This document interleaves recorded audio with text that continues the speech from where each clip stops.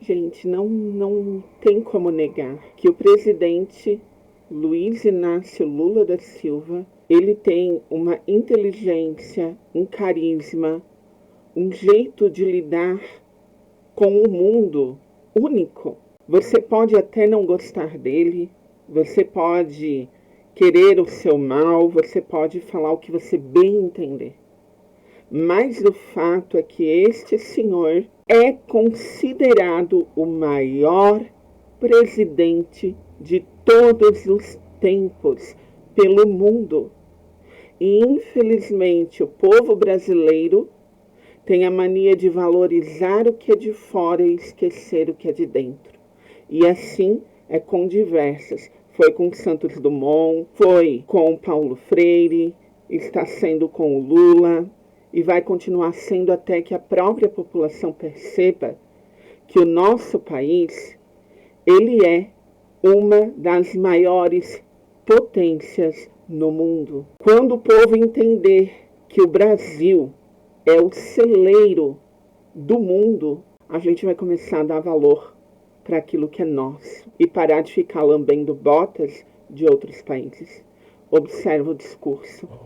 Meus cumprimentos ao presidente da Assembleia Geral, Filemon Yang, e também quero saudar o secretário-geral, Antônio Guterres, e cada um dos chefes de Estado e de governo e delegados e delegadas aqui presentes. Dirijo-me, em particular, à delegação palestina que integra pela primeira vez essa sessão de abertura do mesmo país na condição de observador. E quero saudar a presença do presidente Mahmoud Abbas aqui presente. Senhoras e senhores, adotamos ontem, aqui neste mesmo plenário, o Pacto para o Futuro.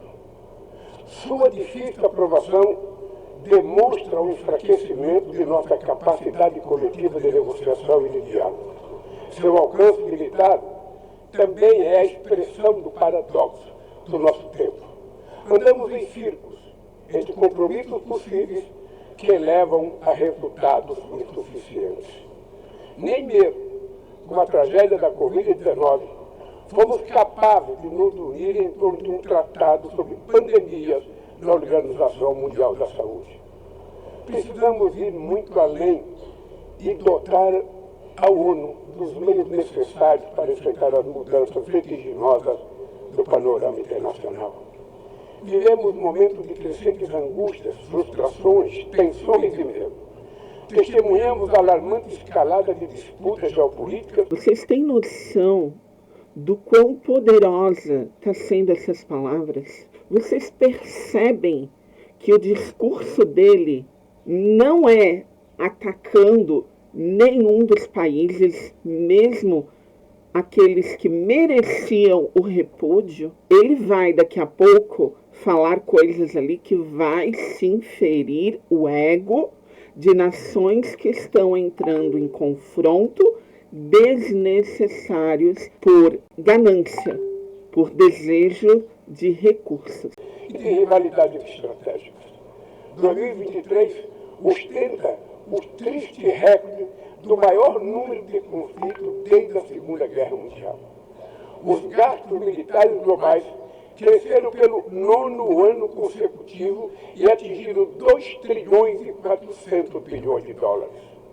Mais de 90 bilhões de dólares foram mobilizados por arsenais nucleares.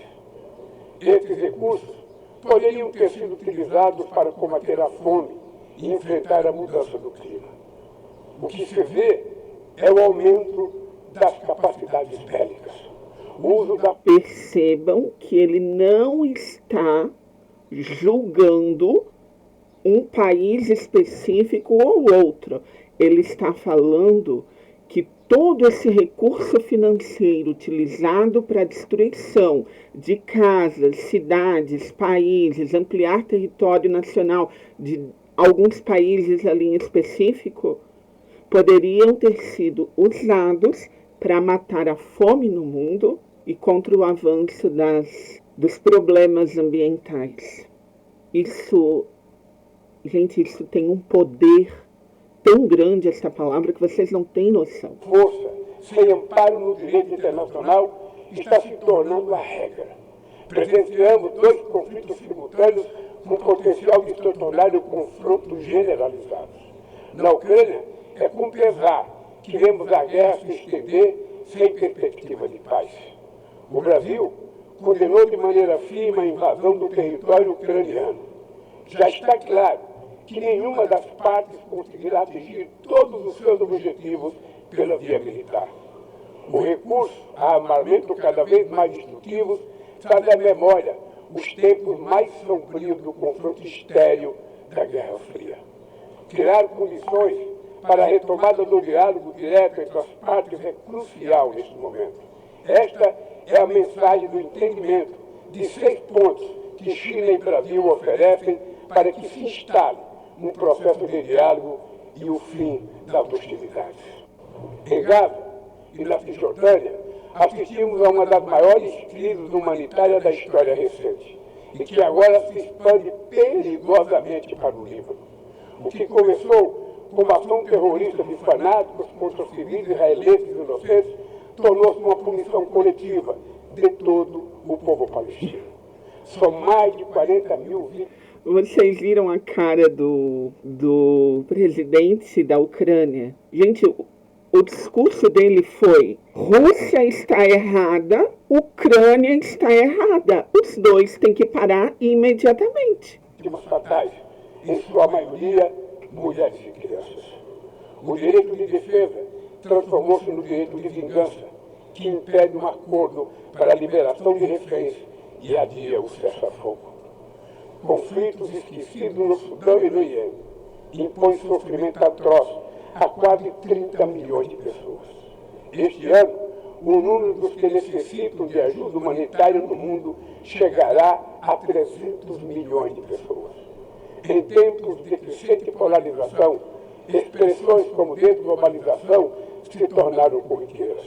Mas é impossível desplanetizar nossa vida em comum. Estamos condenados à interdependência da mudança climática. O planeta já não espera para cobrar da próxima geração. E isso é fantástico. Vocês estão vendo o silêncio absoluto, ouvindo o discurso dele? Gente, 300 milhões de pessoas em todo o mundo estão sofrendo por problemas ambientais e guerras. Problemas relacionados à fome, a doenças, a falta de água, a falta de coisas básicas que você, nós no Brasil, não estamos sentindo um grande impacto. Está farto de acordos climáticos que não são cumpridos. Está cansado de metas de redução de emissão de carbono negligenciadas do auxílio financeiro aos países pobres que nunca chega. O negacionismo sucumbe ante as evidências do aquecimento global. 2024 caminha para ser o ano mais quente da história moderna. Furacões no Caribe, tufões na Ásia, seca e inundações na África e chuvas torrenciais na Europa deixam um rastro de mortes e destruição. No sul do Brasil, tivemos a maior enchente desde 1941. A Amazônia está atravessando a pior estiagem em 45 anos. Incêndios florestais se alastraram pelo país e já devoraram 5 milhões de hectares apenas no mês de agosto. O meu governo não terceiriza a responsabilidade e nem abdica da sua soberania. Já fizemos muito, mas sabemos que é preciso fazer muito mais. Além de enfrentar os desafios da crise climática, lutamos contra quem lucra com a degradação ambiental. Não transigiremos com litígios ambientais, com o garimpo ilegal e com o crime organizado. Reduzimos o desmatamento na Amazônia em 50% no último ano e vamos erradicá-lo até 2030. Não é mais admissível pensar em soluções para as florestas tropicais sem ouvir os povos indígenas, comunidades tradicionais e todos aqueles que vivem nelas. Nossa visão de desenvolvimento sustentável está alicerçada no potencial da bioeconomia. O Brasil sediará a COP30 em 2025, convicto de que o multilateralismo é o único caminho para superar a urgência climática. Nossa contribuição nacionalmente determinada, a ONDC, será apresentada ainda este ano, em linha com o objetivo de limitar o aumento da temperatura do planeta a 1,5 graus. O Brasil desponta como celeiro de oportunidade neste mundo revolucionado pela transição energética. Somos hoje um dos países com a matriz energética mais limpa do mundo. 90% da nossa eletricidade provém de fontes renováveis, como a biomassa, a hidrelétrica, a solar e a eólica. Fizemos opção pelos biocombustíveis há 50 anos, muito antes que a discussão sobre energias alternativas ganhasse tração. Estamos na vanguarda em outros nichos importantes, como o da produção do hidrogênio verde. É hora de enfrentar o debate sobre o ritmo lento da descarbonização do planeta e trabalhar por uma economia menos dependente de combustíveis fósseis. Senhor Presidente, na América Latina vive-se desde 2014 uma segunda década perdida. O crescimento médio da região nesse período foi de apenas 0,9%, metade do verificado na década perdida de 1980. Essa combinação de baixo crescimento e altos níveis de desigualdade resulta em efeitos nefastos sobre a paisagem política. Tragada por... Gente, o que ele está falando é inegável. Você pode puxar em todas as fontes históricas, você pode procurar Google, você pode procurar no YouTube, você pode procurar em qualquer rede social, você pode procurar nas inteligências artificiais, que você vai encontrar que o que ele está falando é verídico. Infelizmente, nós, população, somos uma das partes responsáveis por isso.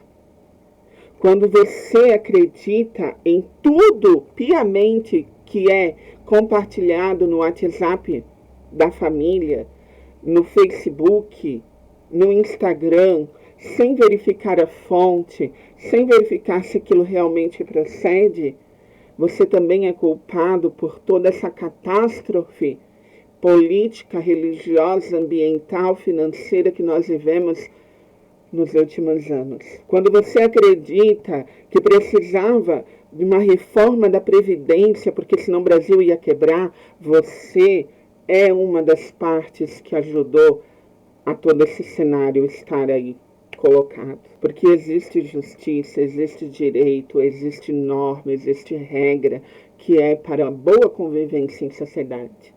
Mas quando você acusa um político sem provas de corrupção e esquece que você praticou corrupção, você também é uma das partes responsáveis. Eu pratiquei corrupção aonde? Quando você mente, quando você fura o sinal vermelho, quando você fura uma fila, quando você busca recursos que é da população, mas utiliza meios políticos para se valer desse direito ou para passar na frente de uma fila do SUS, você está sendo corrupto. Então esse discurso, ele está sendo fantástico, imenso. São palavras extremamente poderosas. Muitas vezes alheias da região, nossa vocação de cooperação e entendimento se fragiliza. É injustificado manter Cuba em uma lista unilateral de estados que supostamente promovem terrorismo e impor medidas coercitivas unilaterais que penalizam indevidamente as populações mais vulneráveis. No Haiti, é inadiável conjugar ações para restaurar a ordem pública e promover o desenvolvimento. No Brasil, a defesa da democracia implica ação permanente ante investidas extremistas, messiânicas e totalitárias que espalham o ódio, a intolerância e o ressentimento. Brasileiras e brasileiros continuarão a derrotar os que tentam solapar as instituições e colocá-las a serviço de interesses reacionários. A democracia precisa responder às legítimas aspirações dos que não aceitam mais a fome, a desigualdade, o desemprego e a violência. No mundo globalizado, não faz sentido recorrer a falsos patriotas e isolacionistas. Tampouco a esperança no recurso a experiências ultraliberais que apenas agravam as dificuldades de um continente depauperado. O futuro de nossa região passa, sobretudo, por construir um Estado sustentável, eficiente, inclusivo e que enfrente todas as formas de discriminação, que não se intimida ante indivíduos, corporação ou plataformas digitais que se julgam acima da lei. A liberdade é a primeira vítima de um mundo sem regras. Elementos essenciais da soberania incluem o direito de legislar, julgar disputas e fazer cumprir as regras dentro de seu território, incluindo o ambiente digital. O Estado que estamos construindo é sensível às necessidades dos mais vulneráveis, sem abdicar de fundamentos macroeconômicos sadios. A falsa oposição entre Estado e mercado foi abandonada pelas nações desenvolvidas que voltaram a praticar políticas industriais ativas e forte regulação da economia doméstica. Na área da inteligência artificial, vivenciamos a consolidação de assimetrias que levam a um verdadeiro oligopólio do saber. Avançam a concentração sem precedentes na mão de pequeno número de pessoas e de empresas sediadas em um número ainda menor de países. Interessa-nos uma inteligência artificial emancipadora, que também tenha a cara do sul global e que fortaleça a diversidade cultural, que respeite os direitos humanos, proteja dados pessoais e promova a integridade da informação. E, sobretudo, que seja ferramenta para a paz, não para a guerra. Precisamos de uma governança intergovernamental da inteligência artificial, em que todos os Estados tenham acesso. Senhor Presidente, as condições para acesso a recursos financeiros seguem proibitivas para a maioria dos países de renda baixa e média. O fardo da dívida limita o espaço fiscal para investir em saúde, educação, reduzir as desigualdades e enfrentar a mudança do clima. Países da África tomam empréstimo a taxas até 8 vezes maiores que a Alemanha e 4 vezes maior do que os Estados Unidos. É um plano Marshall às avessas, em que os mais pobres financiam os mais ricos. Sem maior participação dos países em desenvolvimento na direção do FMI e do Banco Mundial, não haverá mudança efetiva. Enquanto os objetivos do desenvolvimento sustentável ficam para trás, as 150 maiores empresas do mundo obtiveram juntas um lucro de 1 trilhão e 800 bilhões de dólares nos últimos 2 anos. A fortuna dos 5 principais bilionários mais que dobrou desde o início dessa década, ao passo que 60% da humanidade ficou mais pobre. Os super ricos pagam proporcionalmente. Precisa falar mais alguma coisa? 5 maiores bilionários do mundo quase triplicaram a sua fortuna, enquanto 60% da população mundial empobreceu. Alguma coisa está errada, não está? Muito menos impostos do que a classe trabalhadora. Para corrigir essa anomalia, o Brasil tem insistido na cooperação internacional para desenvolver padrões mínimos de tributação global. Os dados divulgados há 2 meses pela FAO sobre o estado da insegurança alimentar no mundo são estarrecedores. O número de pessoas passando fome ao redor do planeta aumentou em mais de 152 milhões desde 2019. Isso significa que 9% da população mundial, 733 milhões de pessoas, estão subnutridas. O problema é especialmente grave na África e na Ásia, mas ele também persiste em partes da América Latina. Mulheres e meninas são as vítimas maiores da pessoa em situação de fome no mundo. Pandemias, conflitos armados, eventos climáticos e subsídios agrícolas dos países ricos ampliam o alcance desse flagelo. Mas a fome não é resultado apenas de fatores externos. Ela decorre, sobretudo, de escolhas políticas. Hoje, o mundo produz alimento mais do que suficiente para erradicá-la. O que falta é criar condições de acesso aos alimentos. Gente, que tapa na cara que ele deu de todos os países. Porque está bem claro na fala dele, é uma fala, novamente eu falo, correta. É só você fazer a pesquisa. O mundo produz alimentos mais do que suficientes para matar a fome de todo o planeta. Mas a fome insiste em existir por desavenças políticas. Isso é muito grave. Esse é o compromisso mais urgente do meu governo. Acabar com a fome no Brasil, como fizemos em 2014. Só em 2023, retiramos 24 milhões e 400 mil pessoas da condição de insegurança alimentar severa. A Aliança Global contra a Fome e a Pobreza, que lançaremos no Rio de Janeiro, em novembro, nasce dessa vontade política e desse espírito de solidariedade. Ela será um dos principais resultados da presidência brasileira do G20 e está aberta a todos os países do mundo. Todos os que queiram se somar a esse esforço coletivo serão muito bem-vindos. Senhor Presidente, senhoras e senhores, prestes a completar 80 anos, a Carta das Nações Unidas nunca passou por uma reforma abrangente. Apenas 4 emendas foram aprovadas, todas elas entre 1965 e 1973. A versão atual da Carta não trata de alguns dos desafios mais prementes da humanidade. Na fundação da ONU, éramos 51 países. Hoje, somos 193. Várias nações, principalmente no continente africano, estavam sob domínio colonial e não tiveram voz sobre seus objetivos e funcionamento. Inexiste equilíbrio de gênero no exercício das mais altas funções. O cargo de secretário-geral jamais foi ocupado por uma mulher. Estamos chegando ao final do primeiro quarto do século XXI, com as Nações Unidas cada vez mais esvaziada e paralisada.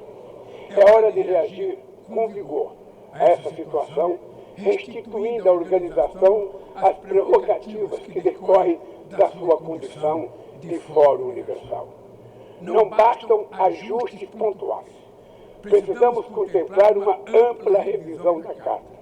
Sua reforma deve compreender os seguintes objetivos: a transformação do Conselho Econômico e Social no principal fórum para o tratamento do desenvolvimento sustentável e do combate à mudança climática, com capacidade real de inspirar as instituições financeiras.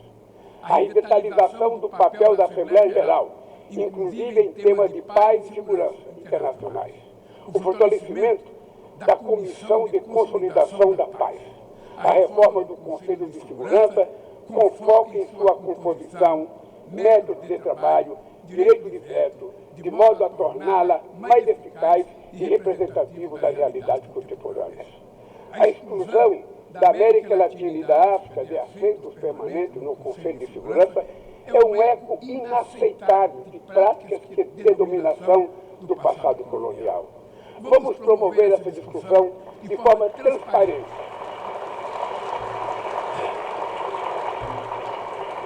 Vamos promover essa discussão de forma transparente, em consulta no G77, no G20, nos BRICS, na CELAC, no CARICOM e tantos outros espaços que existem para discutir. Não tem ilusões sobre a complexidade de uma reforma como essa, que enfrentará interesses cristalizados de manutenção do status quo. Exigirá enorme esforço de negociação, mas essa é a nossa responsabilidade. Não podemos esperar por outra tragédia mundial, como a Segunda Grande Guerra, para só então construir sobre seus escombros uma nova governança global. A vontade da maioria pode persuadir os que se apegam às expressões cruas dos mecanismos de poder. Neste plenário, Gente, aqui foi um momento extremamente de tensão, porque o que nós estamos vendo acontecer é a escalada de conflitos globais, encaminhando-se a uma possível terceira guerra mundial. E o que o presidente Lula falou aqui é que não podemos permitir que uma catástrofe tão grande como na Segunda Guerra venha a acontecer novamente, para daí, sobre os escombros e o sangue de inocentes derramados, e a fome, a destruição, possa servir como ponto inicial de uma nova governança mundial. Como as aspirações de toda a humanidade.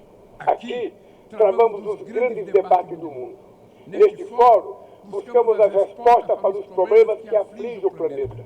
Recai sobre a Assembleia Geral, expressão maior do multilateralismo, a missão de pavimentar o caminho para o futuro.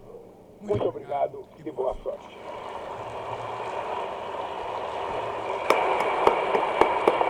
Percebam que ele não atacou ninguém. Ele não fez fake news. Ele não foi um presidente negacionista. Ele falou dos reais problemas que enfrentamos internamente e mundialmente. Se você quiser reconhecer, reconheça. Se você não quiser, infelizmente, a sua mente está bloqueada, fechada e é você que vai ter que lutar para abrir. Parabéns. E esperamos que tudo o que for feito aí nesse encontro saia do papel e dos discursos e venha para a prática. Boa tarde a todos.